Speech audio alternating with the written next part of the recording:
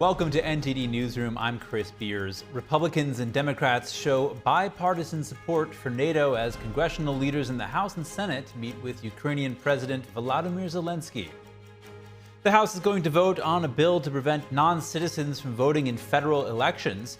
Republicans support it, but Democrats don't, what both sides are saying. Mexican naval officials are worried about chemicals entering into the country's largest ports from China because they can be used to make illegal drugs like meth. Cyber crooks using a new method to steal the Apple ID of iPhone users. We'll tell you how they're doing it and what you can do to protect yourself. OpenAI has blocked users in China from accessing its tools, but services remain open through Microsoft's Azure cloud. We'll bring you the details. And soothing music and gentle talking are just a few of the many ways expectant parents can communicate with their growing child. NTD's Daniel Monahan speaks with best-selling author and psychiatrist Dr. Thomas Verney about the do's and don'ts of parenting your unborn child.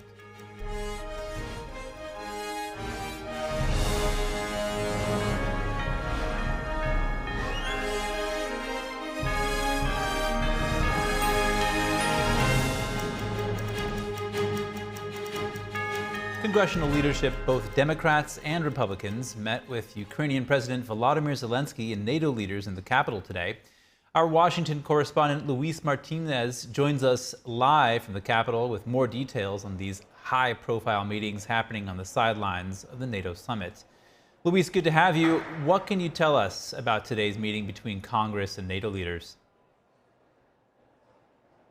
Of course, Chris. Yes, this morning around 9 a.m., a group of bipartisan senators led by Senate Majority Leader Chuck Schumer and Senate Minority Leader Mitch McConnell met with NATO leaders, in particular German Chancellor Olaf Scholz and newly elected British Prime Minister Keir Starmer. This meeting happens in the silence of the NATO summit happening here in Washington, D.C. And earlier today, also NATO Secretary General Jens Stoltenberg praised the bipartisan nature of U.S. congressional supports towards NATO. Let's listen to Jens Stoltenberg this morning. And in the U.S. Congress, there is strong bipartisan support for NATO. U.S. security interest is to have a strong NATO, strong bipartisan support, and that European allies are stepping up, investing more. I expect that the United States will remain a strong ally regardless of the outcome of the elections.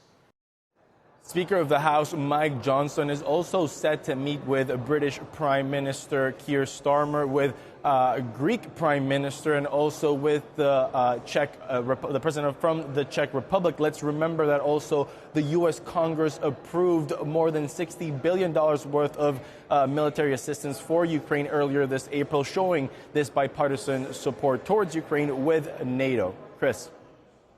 And congressional leaders also met with Ukrainian President Volodymyr Zelensky today. What can you tell us about those meetings? That's correct, Chris. So after the group of bipartisan senators met with Olaf Scholz and Keir Starmer, they met with Ukrainian President Volodymyr Zelensky here in the Kennedy Caucus Room. And President Zelensky presented Senate Majority Leader Chuck Schumer and Minority Leader Mitch McConnell with the Order of Merit First Class from Ukraine. And at 2:30 p.m., and it's still ongoing right now, Speaker of the House Mike Johnson is meeting with President Zelensky, but not all House Republicans are very happy with this meeting.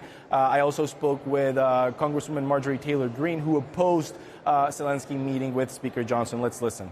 I think Speaker Johnson, instead of meeting with Zelensky, the president of Ukraine, should be more focused on doing everything he can to make sure the SAVE Act, which would protect our elections across the country, is made into a law. Speaker Johnson could be using one of the most powerful positions in the country to do things like that instead of meeting with President Zelensky, talking about sending more of our hard-earned tax dollars over there. It's ridiculous.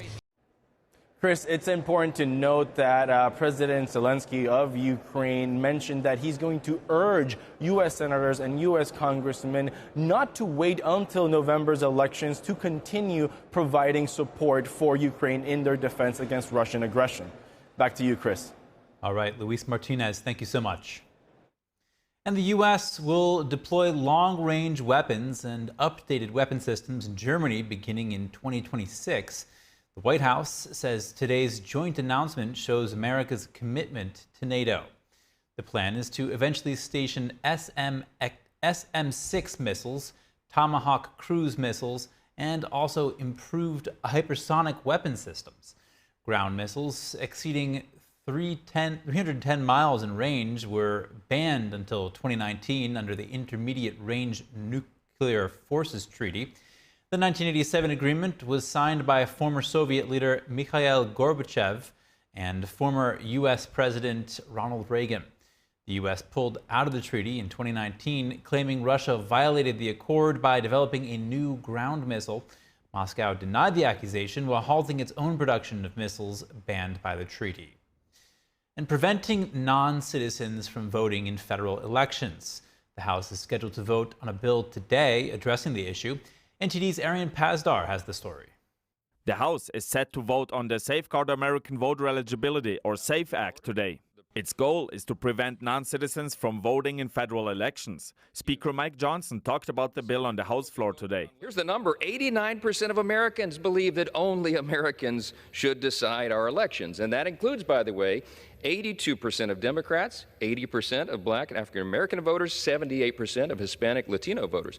The bill would make it so that voters have to provide proof of U.S. citizenship to cast ballots in federal elections. And to register to vote, one would need to present a passport or a photo ID. In case of a photo ID, the potential voter also needs documents that show that the person was born in the United States, for example, a birth certificate. Democrats say the bill is not needed because there is no proof of widespread fraud being committed.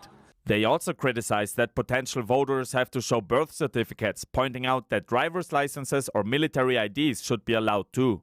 Arian Pazdar, NTD News. For more on this, we're joined by NTD News contributor Mike Leon. He's the Policy and Strategy Director of the Free and Equal Elections Foundation and host of the news commentary podcast, Can We Please Talk? Mike, it's good to have you. Is this legislation likely to pass in the Senate? Hey, Chris, good to see you first and foremost. I mean, that's such a loaded question because, first it's got to pass in the House. You heard Marjorie Taylor Greene there saying that, hey, let's get this in front of people. I don't know if this would pass in the Senate. And the biggest reason, obviously, it's a Democrat-controlled Senate right now. But also, there's a little bit of holes with respect to this legislation because right now, states are doing this separately. There's about 35 or so states that require ID or non-ID, in terms of like a photo to present when you do go for vote. And then there's about 16 states that don't require that.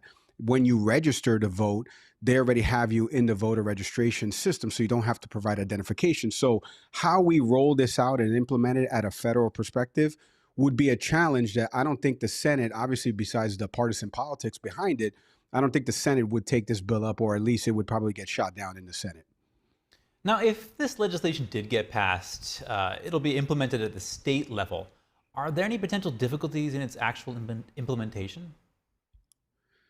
Yeah, so kind of like what I mentioned, the difficulties are right now, we've got 50, 51 members of the territories as well. So there's so many different ways that these states are operating in terms of how you can register to vote and what type of identification you have to present when you do go in to vote, right? So with this bill, like a driver's license is something that would not be accepted. It would have to be like a passport or a birth certificate. And again, those are documents that sometimes are harder to find for people. If you ask me where my birth certificate is right now, Chris, I don't know where it is right now, right? I'm sure my wife has it. But so that is part of the issue here where we should be trying to make it easier for people to vote. But I do get the legislation overall trying to unify something at the federal level that says, look, you're a citizen here. All you have to do is show proof of identity. The problem is that what types of identification are we showing? And then the states implement it different ways. When you register for a license, for example, in New York, where I used to live, they will register you to vote that day of. Other states don't follow in that same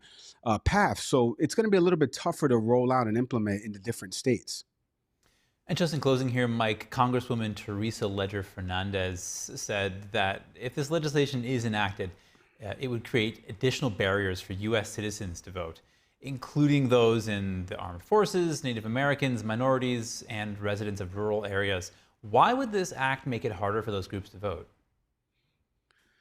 Yeah, and I saw, Representative Fernandez and what she had mentioned, and she comes from a state in New Mexico where it's part of the requirements of what I said before, where you don't have to present ID when you actually go in to vote because you've already been registered in the system. And that's the biggest issue, especially with these absentee ballots and military personnel that are voting and stuff like that.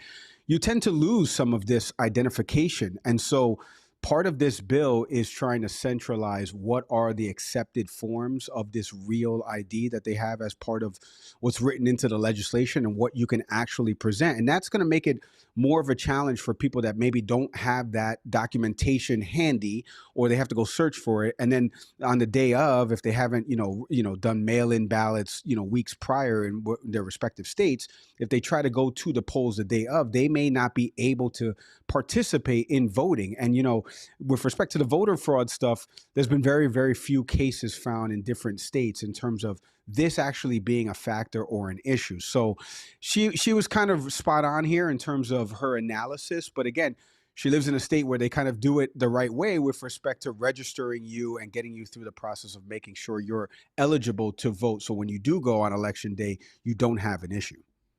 All right, Mike Leon, thank you again. Thanks, Chris. Next, the Department of Homeland Security has updated a law that imposes sanctions on China's forced labor practices. The law, titled the Uyghur Forced Labor Prevention Act, seeks to prohibit Chinese products made with forced labor from coming into the United States. Now, the U.S. has designated 3 more industries as high priority sectors, including aluminum, PVC, and seafood. That's on top of other listed products like apparel, cotton, and polysilicone, and tomatoes. And iPhone users, beware. Your Apple ID may be targeted in a cyber attack. According to an alert issued on Monday, the attack affects Apple customers in the U.S. The alert from security software company Symantec says cyber thieves send a text message link to iPhone users. It asks them to log into their iCloud accounts. It makes it look believable. Hackers also send a CAPTCHA challenge before directing users to a bogus iCloud login site. The cybercriminals then have access to users' personal and financial data. Apple says if you are unsure about the strange text asking for money or personal information, consider it a fraud. The company also says users should enable multi-factor authentication as an extra safeguard for their devices. And Navy leaders in charge of Mexico's largest shipping port say they're seeing an increase in unregulated dual-use chemicals. The same chemicals that are used in food and medicine production can also be used in producing meth and fentanyl. Naval officers say the majority of these chemicals are coming from communist China. Mexican naval officers say close to 60% of the shipping containers that enter the country each day come to the Manzanillo port. When the containers arrive, officers say only about 2% of the contents are inspected. In total, only about 10% of the ships that dock at the port are physically searched. They note a full search is conducted if they get tipped off about illegal cargo. The head of the port says due to its location, the Manzanillo port is ideal for transporting cargo to North America, South America, and Asia. According to U.S. drug enforcement officials, Mexico has long been the source of most of the fentanyl that comes into the U.S. Within the last few years, Mexican drug cartels have stepped up exports of meth to Australia, the Netherlands, and China. For the first time, Mexico is listed as one of the world's top producers of meth. That's according to the UN's Office of Drugs and Crime report for June. The port commander is raising concerns about the increase of the dual-use chemicals. He says international cooperation is needed to help regulate the transport of these chemicals. An intense heat wave is baking the western states. A video by the National Weather Service, Las Vegas, shows a time-lapse of crayons melting under the Nevada sun. The desert city is on track to set a record for the 5th consecutive day over 115 degrees. This comes amid a lingering hot spell that will continue scorching much of the U.S. into the weekend. A meteorologist says Nevada's largest city is experiencing the most extreme heat wave in the history of record-keeping since 1937.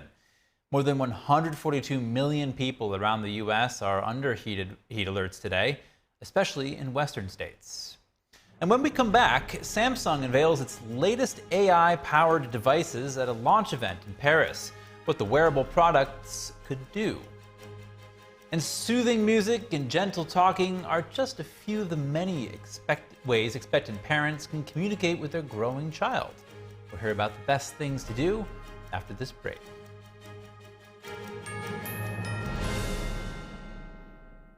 When I drink it, the first thing was I feel the warmth in my tummy. It's kind of like gently radiating out, a kind of a very comforting warmth. And it was really good, actually. I felt much better. I did feel, actually, an effect. And I find that it is actually better when I take it regularly. It's actually steamed and dried 9 times. And so it's really, the essence is really extracted. Then the second time I tried it really like on an empty stomach and just 2 teaspoons of it and over a few times. And wow, that was a big difference because suddenly I could feel, wow, I was very good energized. I didn't have to eat. I could work outside in the garden for a couple of hours and I still felt very well. And I was impressed by that. So I think it's a good product.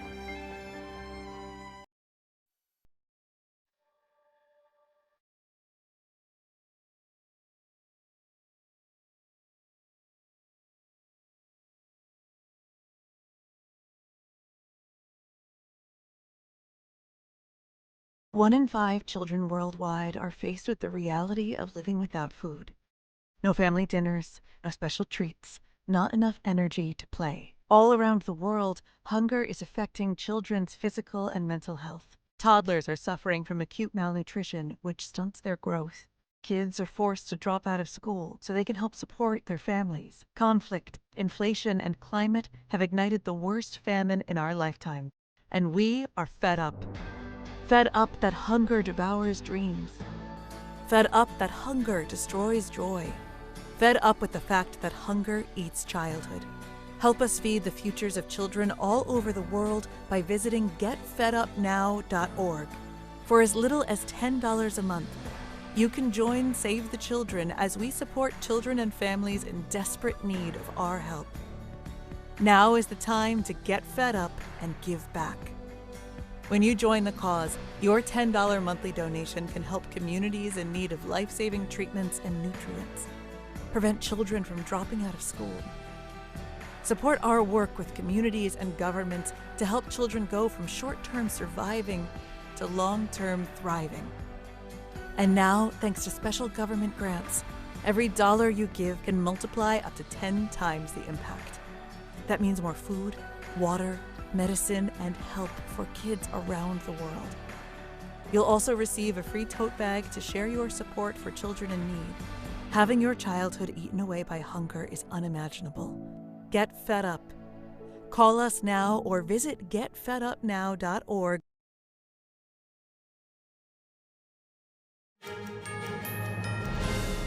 Welcome back. Samsung has unveiled its latest AI-powered devices at a launch event in Paris. The South Korean electronics giant is showcasing its wearable tech. NTD's Andrew Thomas has more on the new products. This is Galaxy Unpacked, Samsung's biannual event to show off its latest tech. Samsung's new premium watch and ring feature AI technology that focuses on personal health.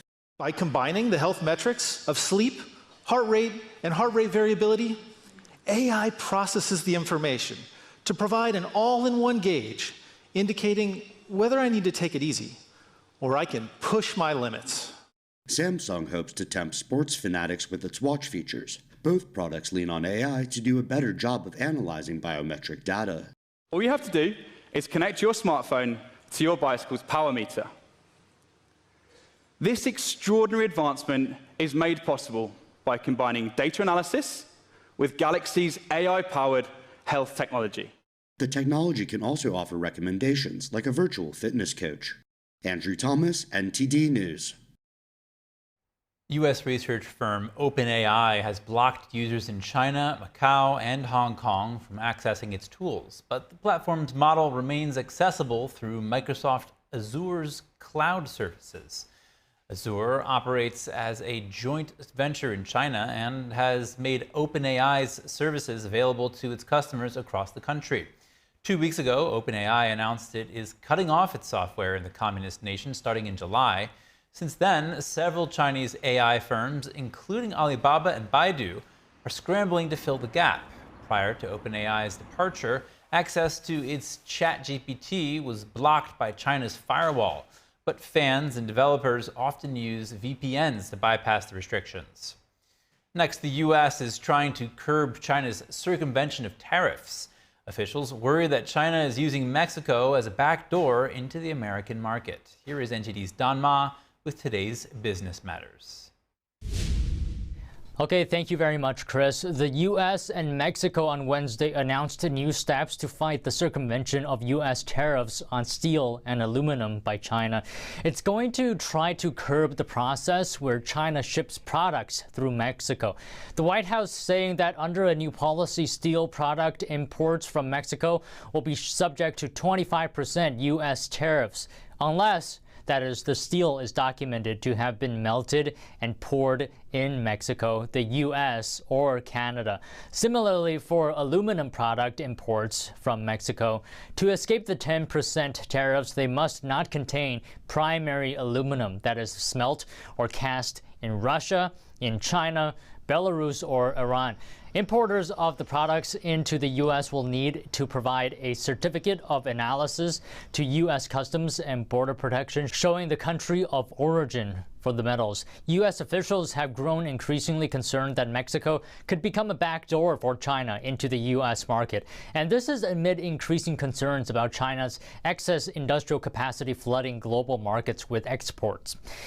Meanwhile, Federal Reserve Chair Jerome Powell on Wednesday reinforced a message that the Fed is paying growing attention to a slowing job market, and not only to tame inflation, but a shift that signals it's likely to begin cutting interest rates soon. Powell told the House Financial Services Committee on the second of 2 days of semi-annual testimony to Congress that, quote, "We're not just an inflation-targeting central bank. We also have an employment mandate." Powell told the House panel on Wednesday that to avoid damaging the economy, the Fed likely wouldn't wait until inflation reached its 2% target before it would start cutting rates. Most economists have said they expect the Fed's first rate cut to occur in September. Powell this week has declined to say when he envisions the first rate cut. Back to you, Chris. Thank you, Don. Next, pregnancy, the miracle of creating new life. For many moms-to-be, the drastic change of having a new child to grow and nurture can be stressful at first. NTD's Daniel Monahan spoke with psychiatrist Dr. Thomas Verney about providing a nurturing environment for your baby's development. Developing babies go through many changes in the womb. At 9 weeks, a baby is referred to as a fetus. At 11 weeks, the baby is playing in the womb, moving his or her body and exploring their environment. But it isn't until around 14 to 18 weeks that women first feel the baby's movements. Ultrasounds show babies moving their mouths as though speaking at about 18 weeks. Dr. Thomas R. Verney says babies in the womb are very sensitive to external stimuli. They can start kicking if they hear their parents arguing. So that if the mother is sensitive to the child's humanity, hopefully they will stop arguing and explain, which is, I think, very, very important, explain to the child that this is not about you. This is your father and I are having a discussion. Verney is the author of 8 books, including The Secret Life of the Unborn Child, an international bestseller published in 33 countries. The psychiatrist says communicating with a developing baby is essential. Communication is the same, really, for the child as bonding. The more you communicate with the child, the more the child feels good about herself or himself. The best-selling author explains that stress and emotional states produce hormones like adrenaline, which pass through the placenta and affect the baby directly. So if the mother is stressed, the baby is going to be stressed. The other problem with being anxious or stressed is the fact that the fight-flight mechanism involves the sympathetic system. During fight or flight, the sympathetic system redirects blood from internal organs to the arms and legs. That means less blood, oxygen, and nutrients are going to the baby. The renowned psychiatrist says how a baby is born also has a big impact on one's life and personality.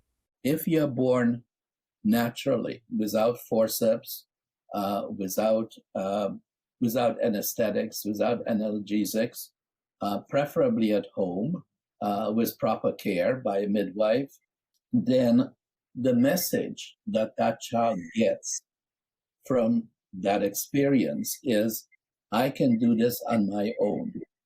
I am a really competent little human being. This is unconscious, but this is going to affect them for the rest of their lives. Verney says a forceps delivery can convey to the child that they can't do anything on their own.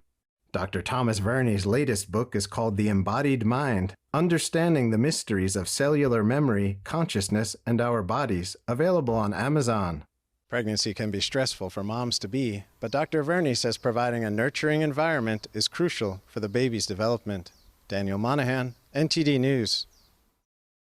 Thank you for watching NTD Newsroom. I'm Chris Beers. Join Tiffany Meyer for the NTD Evening News at 6 p.m. Eastern, 3 Pacific. See you tomorrow.